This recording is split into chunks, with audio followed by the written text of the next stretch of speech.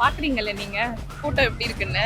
இது காசு கொடுத்து சேர்ற கூட்டமா கிடையாது, இது தானா சேர்ற கூட்டம். இந்த கூட்டம் தான் ஒரு காலத்துல டிஎம்கேக்கு ஓட்டு போட்டுச்சு, ஏடிஎம்கேக்கு ஓட்டு போட்டுச்சு. இப்ப பாத்தீங்கன்னா டீனேஜர்ஸ் மட்டும் கிடையாது, அபோவ் 50, 60 ஓல்டர் சிட்டிசன்ஸ் கூட டிவிக்கு ஓட்டு போடுறாங்க. அப்ப அவங்களும் என்ன தற்குறிகளா? ரசிகர்கள் தான் தொண்டர்கள் ஆயிருக்காங்க. கண்டிப்பா இந்த ரசிகர்கள் வந்து அவரை பாக்குறதுக்காக மட்டும் வரல, இது கண்டிப்பா ஓட்டா மாறும். அது இன்னும் ஒரு கொஞ்ச நாள்ல தெரிய வரும். மெரிபா பன்னீர் சோடா, ஐ ட்ரஸ்ட் மெரிபா. விமர்சிக்கப்படணும், அதான் உண்மை. விமர்சிச்சா மட்டும்தான் அவருங்க கரெக்டான வழியில வராருன்றது கரெக்டா இருக்குன்னு சொல்ல முடியும். ஏன்னா நாம தனியா பேசிட்டு வேற, இப்போ அவர் சொல்லும் போதே ஒருத்தர் விமர்சனப்படுறாருன்னா அவர் ஒன்று கரெக்டான பதில், அவர் வர வழி கரெக்டா இருக்குன்னு அர்த்தம். உதயநிதி ஸ்டாலினுக்கு கூட்டம் வராங்க, சாருக்கு ஸ்டாலின் சாருக்கு கூட்டம் வராங்க. அவங்கள ரசிச்சும் பார்க்குறாங்க, அவங்க ஓட்டு தானே போடுறாங்க. தலைவரை நாங்கள் ரசிக்கிறோம், ஒரு ரோல் மாடலாக எடுத்துக்கிறோம், ஓட்டு போடுறோம், மாற்றங்காக நாங்கள் வெயிட் பண்ணுறோம். கண்டிப்பாக இந்த கூட்டம் ஒரு பெரிய புரட்சியை கண்டிப்பாக செய்யும். அவர் எவ்வளவு பெரிய ஆளுங்க, அதெல்லாம் விட்டுட்டு நம்மளுக்காண்டி வந்து இங்க வந்து எல்லாருக்கிட்டே பேச்சு வாங்கின்னு அசிங்கப்பட்டுக்கிட்டு அந்த மனுஷன் இருக்கிறான்னா எதுக்காண்டி? நம்மளுக்காண்டி கஷ்டப்படுறதுக்காண்டி தான் வந்திருக்கிறாங்க. இத்தனை பேர் ஆட்சி பண்ணாங்களே, என்ன பண்ணி கிழிச்சாங்க? எல்லா விஷயம் சின்னத்துக்கு ஓட்டு போடுங்க ப்ளீஸ். ஓம் சக்தி பராசக்தி, திமுக தியாசக்தி. எலெக்ஷனுக்கு இன்னும் 2 நாள் தான் இருக்கு. இங்க விஜய் அவர்களுக்கு ஆதரவு அப்படிங்கிறது எந்த அளவுக்கு இருக்கு? அதான் பாக்குறீங்களே எவ்வளவு ஆதரவு இருக்குன்னு. அவருக்கு தான் ஃபர்ஸ்ட் சப்போர்ட். இப்ப விஜய்க்கு வந்து கூடக்கூடிய கூட்டங்கள் வந்து பொதுவாவே ரசிகர்கள் தான், இவங்க வந்து தொண்டர்கள் இல்லை அப்படிங்கிற ஒரு பார்வை எல்லாருக்கும் மத்தியிலும் வைக்கப்படுது இல்லையா? நீங்க இதை எப்படி பாக்குறீங்க? ரசிகர்கள் தான் தொண்டர்கள் ஆயிருக்காங்க. கண்டிப்பா இந்த ரசிகர்கள் வந்து அவரை பாக்குறதுக்காக மட்டும் வரல, இது கண்டிப்பா ஓட்டா மாறும். அது இன்னும் ஒரு கொஞ்ச நாள்ல தெரிய வரும். இப்ப பொதுவாவே எந்த ஒரு கட்சி தலைவர்களுக்கும் இல்லாத ஒரு விமர்சனம் அப்படிங்கிறது வந்து விஜய் அவர்களுக்கு அதிகமாவே இருக்கு. ஸ்டார்டிங்ல இருந்து அவருடைய பர்சனல் லைஃப் வரைக்கும் போயிருக்கு இல்லையா இந்த விமர்சனம். இதை நீங்க எப்படி பாக்குறீங்க? அவருக்கு விமர்சனம் வர வர அவர் மேல மேல முன்னேறிட்டே தான் இருப்பாரு கண்டிப்பா. ஓகே, இப்போ விஜய் அவர்களுடைய ரசிகர்கள் மேலேயும் நிறைய குற்றச்சாட்டுகள் தொடர்ந்து ஒரு பக்கம் வைக்கப்பட்டுட்டே இருக்கு. ஏதாச்சும் ஒரு விஷயங்கள், குறிப்பா வந்து தற்கூரி அப்படிங்கிற வார்த்தையெல்லாம் வந்து பயன்படுத்தப்படுது.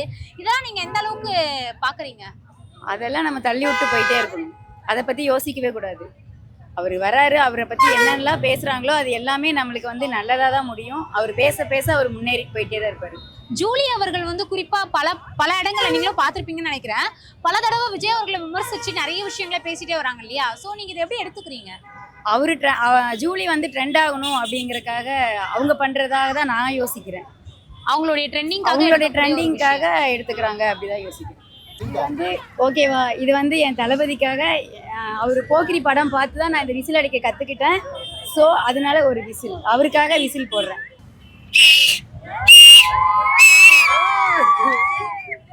விஜய் அவர்களுக்கான ஆதரவு அப்படிங்கிறது எந்த அளவுக்கு இருக்கு? நிறைய இருக்கு, ரொம்ப நிறைய இருக்கு.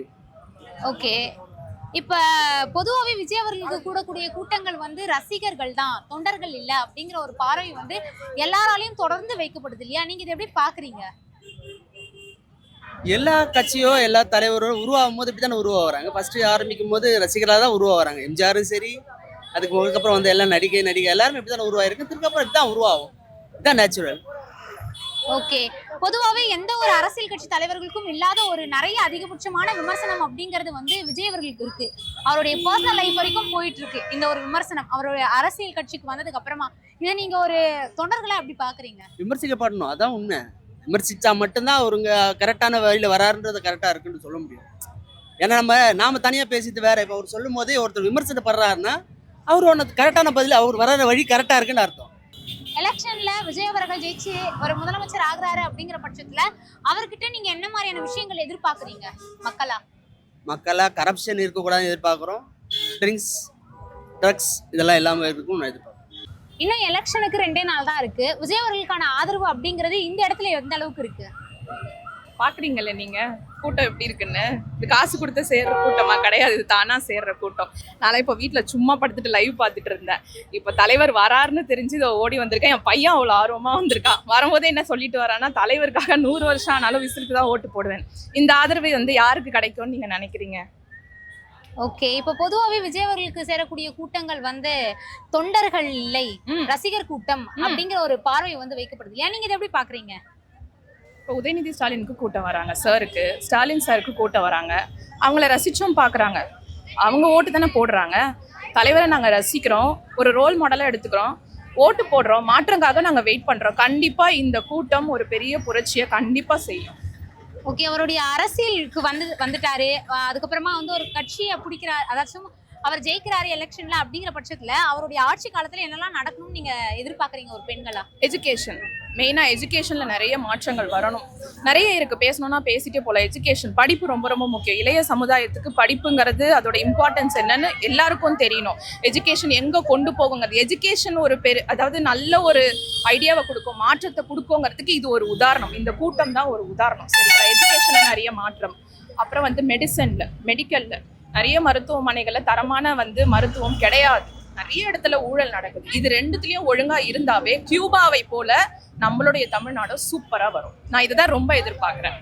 கண்டிப்பா. இப்போ ஒரு விஜய் அவர்களுடைய ரசிகர்கள் அப்படின்னாலே வந்து அவங்கள வந்து இந்த வார்த்தை, ஏதாச்சும் தற்குறிகள் அப்படிங்கிற சில வார்த்தைகள்ல சொல்றதா இருக்கட்டும், அவங்களுக்கு வந்து அரசியல் கட்சியை பத்தி நிறைய விஷயங்கள் தெரியல, ஒரு ரசிகரா அவங்களுக்கு வந்து ஓட்டு போடுறாங்க அப்படிங்கிற பட்சத்துல நீங்க ஒரு தொண்டர்களா எந்த அளவுக்கு தெளிவா இருக்கீங்க அப்படிங்கறத சொல்ல விரும்புறீங்க? இந்த கூட்டம் தான் ஒரு காலத்துல டிஎம்கேக்கு ஓட்டு போட்டுச்சு, ஏடிஎம்கேக்கு ஓட்டு போட்டுச்சு. இப்ப பாத்தீங்கன்னா டீனேஜர்ஸ் மட்டும் கிடையாது, அபவ் 50, 60 ஓல்டர் சிட்டிசன்ஸ் கூட டிவிக்கு ஓட் போடுறாங்க. அப்ப அவங்கள என்ன தற்குறிகளா? இத்தனை 75 வருடம் அவங்க பார்த்திருப்பாங்க இல்லைங்களா, அரசியல் எப்படி போயிருக்கு, களம் எப்படி இருந்திருக்குன்னு. அவங்கள அலசி ஆராய்ஞ்சு தானே இந்த முகத்துக்கு ஓட் போடுறாங்க. அப்ப அவங்கள தற்குறிகளா? எப்படி தற்குறிகள்னு சொல்லலாம்? அந்த வார்த்தையை கண்டிப்பா அது வாபஸ் வாங்கணும். கண்டிப்பா. இப்போ ஜூலி அவர்கள் தொடர்ந்து நிறைய இடங்களை நீங்களும் பார்த்திருப்பீங்கன்னு நினைக்கிறேன். விஜய் அவர்களை தொடர்ந்து விமர்சிச்சு வந்துட்டு இருக்காங்க. எந்த ஒரு செயல் செஞ்சாலுமே ஃபர்ஸ்ட் அவங்களுடைய விமர்சனம் அப்படிங்கிறது வந்து முன்னாடி வந்துட்டு இருக்கு இல்லையா? இது நீங்க எப்படி எடுத்துக்கிறீங்க? அவங்க ட்ரெண்ட் ஆகணும், இதுலதான் பொழப்பு ஓடுது போல அவங்களுக்கு. வேற என்ன வேலை அவங்களுக்கு? அவங்க ஃபர்ஸ்ட் நர்ஸ்ன்னாங்க, அப்புறம் போராளின்னாங்க, பிக் பாஸ் வந்தாங்க, சூப்பரான ஒரு மேனிபுலேட்டிவ் கேம் ஓவியாக்கு ஆப்போசிட்டா ஆடினாங்க. அதுலயே அவங்களுடைய குணாதிசயம், அவங்களுடைய நிலைப்பாடு என்னன்னு தெரியலையா சிஸ்டர்? அப்புறம் இவரை பத்தி பேசினாதான் ட்ரெண்ட் ஆக முடியும், இவரை விமர்சனம் வச்சாதான் நம்ம மேல வர முடியும். அவங்க பண்றாங்க, பண்ணட்டுமே. இன்னும் எலெக்ஷனுக்கு 2 நாள் தான் இருக்கு. அந்த வகையில இங்க விஜய் அவர்களுக்கான ஆதரவு அப்படிங்கிறது எந்த அளவுக்கு இருக்கு? பாக்குறீங்களா எவ்வளவு ஆதரவு இருக்குன்ட்டு. இது அன்புக்காக சேர்ந்த கூட்டமோ, இது எப்படி சொல்றதுன்னு தெரியல. ஆனா இது கூட்டம் இன்னும் இருக்கு, ஆனா பாதி பேர் வரல. சரிங்களா? ஓகே, விஜய் அவர்களுடைய அரசியல் வந்ததுக்கு அப்புறமா அவருடைய ஆட்சி காலத்துல என்னெல்லாம் நடக்கணும்னு நீங்க எதிர்பார்க்கறீங்க? மேபி அவர் கண்ணுக்கு தெரிஞ்சு நிறைய பண்ணியிருக்கிறாரு, கண்ணுக்கு தெரியாமையும் நிறைய பண்ணியிருக்கிறாரு. அதான் யாருக்கும் தெரியாது. ஆனா அவருடைய நம்ம எடுத்து எல்லாத்தையும் நம்ம ஆராய்ச்சி பார்த்தாதான் நம்மளுக்கு தெரியும். நிறைய இருக்கு. ஓகே, இப்போ விஜய் அவர்களுடைய அரசியல் பயணம் அப்படின்னு பார்க்கும்போது நிறைய விமர்சிக்கப்படுது இல்லையா? ஒரு அரசியல் கட்சி தலைவர்கள் பொதுவா எடுத்துக்கிட்டோம்னா அவங்களுக்கு இல்லாத ஒரு விமர்சனம் கூட அதை தாண்டிலும் விஜய் அவர்களுக்கு ரொம்ப அதிகமா இருக்கு. அதை நீங்க ஒரு தொண்டர்களா எப்படி பாக்குறீங்க? பேசுறவங்க நிறைய பேசிட்டே தாங்க இருப்பாங்க. புரியுதுங்களா? நம்மள மாதிரி மனுஷங்களுக்கிட்டே நிறைய பேசுறவங்க இருக்கிறாங்க. அவர் எவ்வளவு பெரிய ஆளுங்க. அதெல்லாம் விட்டுட்டு நம்மளுக்காண்டி இங்க எல்லாருக்கிட்டே பேச்சு வாங்கின்னு அசிங்கப்பட்டுக்கிட்டு அந்த மனுஷன் இருக்கிறான்னா எதுக்காண்டி? நம்மளுக்காண்டி கஷ்டப்படுறதுக்காண்டி தான் வந்திருக்கிறாங்க. இத்தனை பேர் ஆட்சி பண்ணாங்களே, என்ன பண்ணி கிழிச்சாங்க? நான் கேட்கறேன். நானு சொல்லுங்க. இவர் இன்னும் அறிக்கை விட்டாரு, இப்பதான் லேட்டஸ்டா அறிக்கை விட்டாங்க. ஆனா இதுக்கு முன்னாடி நிறைய பேர் அறிக்கை விட்டாங்க. செஞ்சதெல்லாம் போதாங்க அறிக்கை. புரியுதுங்களா? இவர் செய்வாரு, நாங்க நம்பிக்கையோட இருக்கிறோம். எங்களுக்காண்டி இல்லைங்க, எங்க பிள்ளைங்கள் ஜெனரேஷனுக்காண்டி வருவாரு, கண்டிப்பா வருவாரு அவரு. ஓகே, ஜூலி அவர்கள் தொடர்ந்து விஜய் அவர்களை விமர்சனம் பண்ணிட்டே வந்துட்டு இருக்காங்க இல்லையா? இதை நீங்க எப்படி பாக்குறீங்க? அவளா ஒரு ஆளாங்க? நான் கேக்குறேன், அவளா ஒரு ஆளா? அவ பேசுறதுக்கு தகுதியே இல்ல. புரியுதுங்களா? அவளை தூக்கி போடுங்க முதல்ல. புரியுதுங்களா? அவளை பேசுறதுக்கு ஒரு ஆளே இல்ல. அவ ஒர்க்கே இல்லைங்க. அவ வேலை வெட்டி இல்லாம பேசிட்டு இருக்கிறா. யார் என்னென்ன பண்றாங்க நோண்டிக்கிட்டு உட்காந்து இருக்கிறா அவ. புரியுதுங்களா? அவ ஆளே இல்ல சொல்ல போனா. விஜய் அவர்கள் முதல் முறையா அரசியல் கட்சி தலைவரா நின்று ஒரு எலெக்ஷன் வருது அப்படிங்கிற பட்சத்துல நீங்க இதுக்கான எதிர்பார்ப்பு எந்த அளவுக்கு வச்சிருக்கீங்க? ஒரு வாரம் தான் எதிர்பார்த்துட்டு இருக்கேன். எல்லாம் அவங்க ரசிகர் தான். இவங்க எல்லாமே அவங்க ரசிகர் தான். எப்படி ஒரு வீட்டுல எல்லாருமே 4 பேர் இருக்காங்க. 4 பேர் நாங்கள் விஜய்க்கு தான் ஓட்டு போடுவோம்னு சொல்றாங்க. பார்ப்போம், வரட்டும். எல்லா விசில் சின்னத்துக்கு ஓட்டு போடுங்க ப்ளீஸ். ஓம் சக்தி பராசக்தி திமுக தியாசக்தி. எங்க அண்ணன் மக்களுக்காக ஹெல்ப் பண்ணணும்னு சொல்லிட்டு அந்த ஒரே ஒரு காரணத்துக்காக மட்டும்தான் அண்ணன் வராரு. வேற எந்த ஒரு சம்பாதிக்கணும்ன்ற எந்த ஒரு நோக்கமுமே கிடையாது. அவர் வர்றதுக்கான ரீசன் இத்தனை வருஷம் அவரை வாழ வச்ச மக்களை அவர் வாழ வைக்கணும் அப்படின்ற ரீசனுக்காக தான் அவர் வராரு. பொதுவாகவே விஜய் அவர்களுக்கு கூடக்கூடிய கூட்டங்கள் ரசிகர் கூட்டம் தான், தொண்டர்கள் கிடையாது அப்படிங்கிற ஒரு ரசிகர்கள் தாங்க தொண்டர்கள் ஆவாங்க. யாருக்கு ஆரம்பத்துல தொண்டர்கள் வந்திருக்காங்க சொல்லுங்க? ரசிகர்கள் தான் இப்போ அவருக்கு நாங்களாம் தொண்டர்களா தான் நிக்கிறோம். ரசிகர் இருக்கோம், தொண்டர்களும் நாங்க தான், ரசிகர்களும் நாங்க தான். இப்ப பொதுவாவே விஜய் அவர்களுடைய ரசிகர்கள் எல்லாமே தற்கூரிகள் அப்படிங்கிற ஒரு பட்டம் சூடப்படுது இல்லையா? நீங்க இத வந்து எப்படி வந்து தெளிவா நாங்க இருக்கோம் அப்படிங்கிற ஒரு விஷயத்த சொல்லுவீங்க? சொல்றவங்க எல்லாருமே தற்கூரி தான். ஃபர்ஸ்ட் அவங்களோட முதுக திரும்பி பார்க்கணும். அதை விட்டு மத்தவங்க சொல்லும் போது அவங்க வந்து எங்களோட டைவர்ட் பண்ண பாக்குறாங்க. நாங்க ஒரே உதயநிதியும் நடிகர் தானே, அவருக்கு உள்ள கூட்டம் வந்துதா? வரல. 50 ஆண்டு அரசியல் பண்றாங்கல்ல, என்ன கிழிச்சாங்க இத்தனை நாளா? இவர் வருவாரு, இவர் தான் வருவாரு. நீ தாராளமா போடு. மெரிபா பன்னீர் சோடா. I trust மெரிபா.